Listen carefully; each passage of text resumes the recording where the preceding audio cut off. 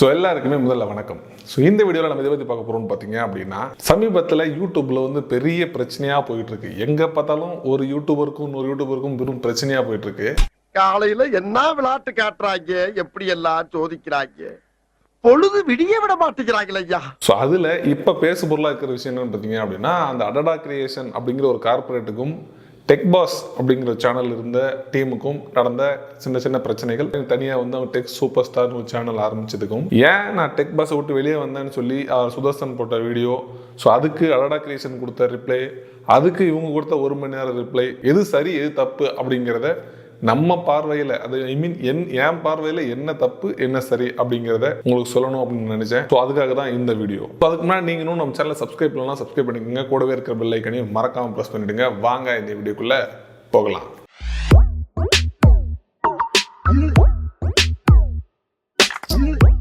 So first எனக்கு இது தப்பாப்பட்டது அப்படிங்கிறத யாருக்கு சொல்லணும்னு ஆசைப்பட்றேன்னு பார்த்தீங்கன்னா, ஃபஸ்ட்டு வந்து டெக் பாஸ் சுதர்சன் தான் நான் சொல்லணும்னு ஆசைப்பட்றேன். என்ன அப்படின்னா, நீங்கள் வந்து டெக் பாஸ் விட்டு வெளியே வந்துட்டீங்க இல்லையா, ஓகே. ஒரு கார்பரேட் கீழே வேலை செய்கிறப்ப உங்களுக்குள்ள நிறைய விஷயங்கள் நடந்திருக்கலாம், நிறைய முரண்பாடுகள் இருக்கலாம். ஆனால் டெக் பாஸில் இருக்கக்கூடிய எல்லா ஆடியன்ஸுக்கும் ஃபேஸ் அப் வந்து நீங்கள் தான். சேனலை பார்த்து மக்கள் ட்ரஸ்ட் பண்ணுற எல்லா விஷயத்துக்கும் பொறுப்பு நீங்கள் தான். அப்படிங்கிறதுனால வெளியே வந்து ஒரு விளக்கம் கொடுத்தீங்க, I quit tech pass. So அதில் நான் சில மன வருத்தம் காரணமாக டெக் பாஸ் அந்த சேனல் விட்டு வெளியே வந்து இப்போ டெக் சூப்பர் ஸ்டார் அப்படிங்கிற ஒரு சேனல் ஆரம்பிச்சிருக்கேன். இதில் என்னுடைய கண்டென்ட்லாம் போஸ்ட் பண்ண போகிறேன் அப்படிங்கிறத நீங்கள் சொல்லியிருந்துருக்கணும். அதுதான் அந்த வீடியோ போட்டேன் அப்படின்னா, இல்லை அந்த வீடியோவில் வந்து அதை மட்டும் சொல்லியிருந்துருக்கும்னு நான் நினைக்கிறேன். ஏன்னா உங்களுக்கும் அந்த கம்பெனிக்கும் பர்சனலாக நிறைய பிரச்சனைகள் போயிருந்துருக்கலாம். ஆனால் நீங்கள் என்ன பண்ணீங்கன்னா, ஃபஸ்ட்டு எடுத்த உடனே எங்கள் வந்து 60 லட்சம் கொடுக்கல, தர முடியாதுன்னு சொல்லிட்டாங்க. இந்த மாதிரி விஷயங்கள்லாம் நீங்கள் அவங்க விஷயங்களை ஓப்பனாக சொல்லும்போது அவங்க ட்ரிகர் ஆகி ஒரு வீடியோ ஒன்று போஸ்ட் பண்ணாங்க. அதில் நிறைய பர்சனல் அட்டாக் பண்ணியிருந்தாங்க. பார்க்கும்போது எனக்கே கடுப்பாக தான் இருந்தது அவங்க பேசுனது. ஸோ அது அவங்க பேசுனது சரி, அடடா கிரியேஷன் நான் சப்போர்ட் பண்ணலை, சத்தியமாக சப்போர்ட் பண்ணலை. அவங்கள பற்றி நான் பேசுகிறேன். பட் உங்ககிட்ட இருந்த பிரச்சனையாக நான் பார்த்த ஃபஸ்ட்டு விஷயம் இதுதான். ஸோ அதை உங்களுக்கு சொல்லணும்னு ஆசைப்பட்டேன். ஏன்னா ஒரு கம்பெனிக்குன்னு தனி ஒரு எத்திக்ஸ் வச்சுருப்பாங்க. எல்லா கம்பெனிலுமே ஒரு எத்திக்ஸ் இருக்கும். அதை பேஸ் பண்ணி தான் அவங்க ஒர்க் பண்ணுவாங்க. அதில் எம்ப்ளாயாக இருக்கிற வரைக்கும் நமக்கும் அந்த பொறுப்பு இருக்குது, அந்த எத்திக்ஸை காப்பாற்றணும் அப்படிங்கிறது.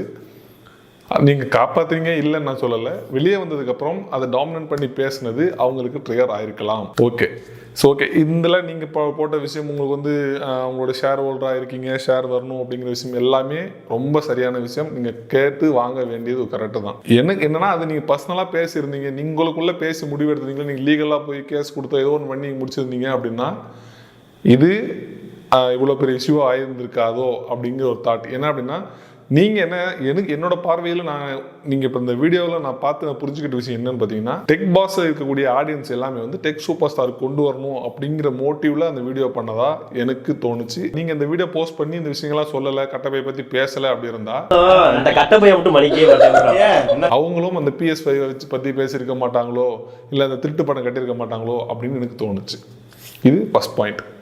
செகண்ட் பாயிண்ட், நான் அடடா கிரியேஷனுக்கிட்ட சொல்லணும்னு நினைக்கிறேன். ஒரு கார்பரேட் நினைச்சா ஒரு சோலோ கிரியேட்டர் என்ன வேணாலும் பண்ண முடியும் அப்படின்னு காட்டுறதை மீன் பண்ணி தான் நீங்கள் இந்த வீடியோ போட்டிருக்கீங்களோ அப்படின்னு எனக்கு தோணுச்சு. ஆனால் அது உங்களால் எதுவுமே பண்ண முடியாது அப்படிங்கிறது தான் மெயின் ரீசன். ஏன் அப்படின்னா, டெக் பாஸுக்கு இன்வெஸ்ட்மெண்ட் பண்ணது நீங்களாக இருக்கலாம். ஆனால் சேனல் இன்னைக்கு ஒரு 5 மில்லியன் சப்ஸ்கிரைபர் இருக்காங்க அப்படின்னா அதோடைய முக்கிய காரணம் வந்து சுதர்சன் தான் அப்படிங்கிறது எல்லாருக்குமே தெரியும். ஏன்னா பல வருஷம் வந்து நீங்கள் சுதர்சனுக்கு தீமே இல்லாமல் தனி ஒரு ஆளாக தான் அந்த சேனலை வந்து க்ரோத் அப் பண்ணி கொண்டு வந்திருக்காங்க. நீங்கள் ஒரு எக்யூப்மெண்ட்டாக நீங்கள் நிறைய விஷயங்கள் என்ன இன்வெஸ்ட்மெண்ட் பண்ணாலும், ஏன்னா நீங்கள் வந்து அடடா கிரியேஷனுடைய மெயின் சேனலாக வந்து டெக் பாஸ் மட்டும்தான். அது மட்டும்தான் 5 மில்லியன் சப்ஸ்கிரைபர் இருக்குது.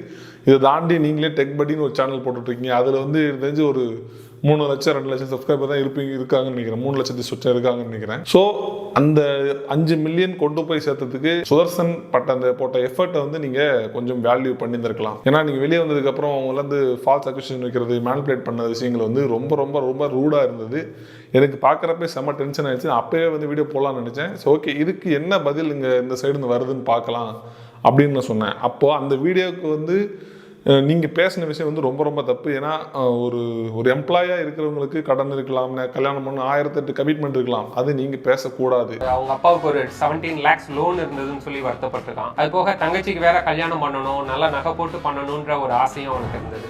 பப்ளிக் பிளேஸில் பப்ளிக் ஃபோரமில் நீங்கள் பேசிக்க கூடாது, அது ரொம்ப பெரிய தப்பு. இப்போ அடடா கிரியேஷன் அதை பற்றி தெரிஞ்சுக்கணும்னு ஆசைப்பட்டு என்ன பண்ணேன்னா கூகுளில் போய் தேடினா அதுக்கான டீட்டெயிலே எதுவுமே இல்லை. ஒரு வெப்சைட் இருக்குது, அந்த வெப்சைட்டில் வந்து ஒரு கம்பெனி நாங்கள் வந்து கிரியேட்டர்ஸ்க்கு வந்து சப்போர்ட் பண்ணி வீடியோ கவரேஜ் வந்து அவங்க ஸ்ட்ரென்த்தாக வச்சு அவங்களுக்கு வந்து சப்போர்ட் பண்ணுறோம் அப்படிங்கிற விஷயத்த மட்டும் தான் மென்ஷன் பண்ணியிருக்காங்களே தவிர அதுக்கு வந்து எந்த ஒரு டீட்டெயிலுமே இல்லாமல் ஒரு மொக்க யூஐயில் ஒரு வெப்சைட்டை வந்து மேனேஜ் பண்ணிட்டு வரீங்க. என்ன கார்ப்பரேட் அப்படின்னு எனக்கு தெரியல. ஆனால் நான் என்ன சொல்ல வரேன்னா, அது இல்லாமல் கூகுளில் வந்து அந்த ரிவ்யூஸ் வந்து பார்க்குறப்ப பார்த்தீங்கன்னா ஒரு 3 ரிவ்யூஸ் மட்டும் ஷோ பண்ணியிருக்காங்க. அது ஃபுல்லாகவே வந்து அடடா கிரியேஷன் வந்து வெரி பெஸ்ட் கிரியேஷன், ஆஹா ஓஹோன்ற புகழ்ந்து தள்ளுற கமெண்ட்டாக இருக்குது.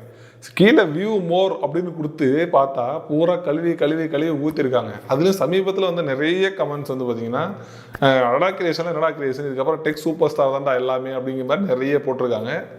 ஆக்சுவலி நானுமே வந்து டெக் பாஸை பார்த்து ஒரு பொருள் வாங்கி ஏமாந்து அதுக்கு தான் வீடியோவை நான் போட்டிருந்தேன். அந்த வீடியோவும் சொல்லியிருந்தேன். அந்த வீடியோவில் ஒருத்தர் வந்து எனக்கு கமெண்ட்டில் திட்டினாங்க. ஸோ அதை பற்றி எனக்கு எந்த கவலையும் இல்லை. என்ன கேட்டால் என்னோட பாயிண்ட் ஆஃப் வியூவில் வந்து அடடா கிரியேஷன் பண்ணுறது ரொம்ப பெரிய தப்பு.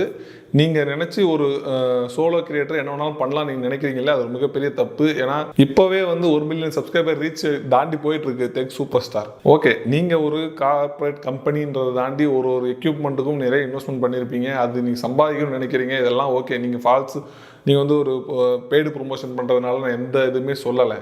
ஆனால் கூட இருக்கிற ஒரு எம்ப்ளாயிஸை வந்து மட்டம் தட்டி உங்கள்கிட்ட வெளியே போயிட்டாங்க அப்படின்னா எங்கே போனாலும் அவன் இருக்கட்டும், நம்மக்கிட்ட இருக்க சம்பாரிச்சு கொடுத்தான், வெளியே போய் அவன் சம்பாரிச்சு பழைக்கிற வெளியே பார்க்கட்டும் அப்படிங்கிற தாட் உங்களுக்கு வராத வரைக்கும் what bro, it's very wrong bro. So end of section நான் சொல்ல வர விஷயம் என்னன்னு பார்த்தீங்க அப்படின்னா, we support tech super star. ஏன் அப்படின்னு பார்த்தீங்கன்னா, ஒரு கார்பரேட் நினச்சா ஒரு கிரியேட்டர் என்ன வேணாலும் பண்ணலான்னு நீங்கள் ஒன்று பண்ணீங்க இல்லையா, அதனால் we support tech solo creator. உங்களை நெக்ஸ்ட் வீடியோவில் சந்திக்கிறேன். பபாய்.